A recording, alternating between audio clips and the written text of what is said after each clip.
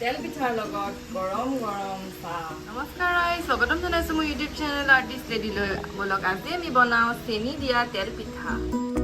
প্ৰথমতে মই ভাত খোৱা চাউল 1 কাপ ঢালি দিছোঁ। এতিয়া মই পানী দি 3 ঘণ্টামান তিয়াই থৈ দিম। এতিয়া মই প্লেট এখন দি কভাৰ কৰি থৈ দিম। হৈ গ'ল, এতিয়া 3 ঘণ্টা হৈ গ'ল। এতিয়া আমি প্লেটখন আঁতৰাই দিম।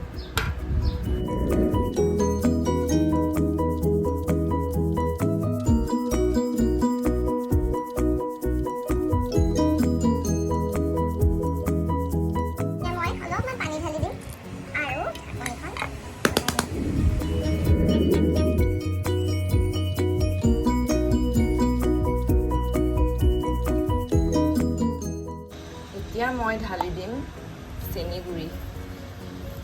আপোনালোকে বিচাৰিলে গুড় ব্যৱহাৰ কৰিবও পাৰে, কিছুমানে গুড় ভাল পায়। তেনেকৈ মিহলি কৰি দিম। আৰু তেল পিঠাত অলপমান চফ গুটি দি দিলে খাই ভাল লাগে, ফ্লেভাৰটো আহে ভালকৈ।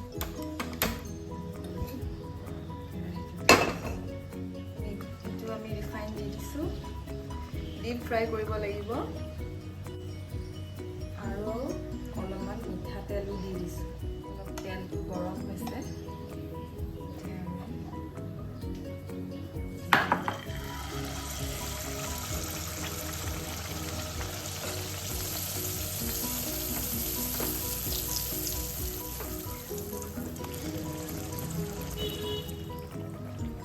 ধুনীয়া ফুলিছে, দেখিছে?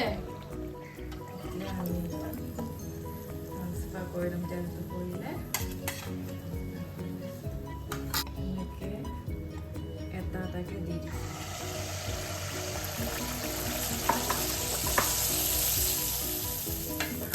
আমি এইটো উল্টাই দিম।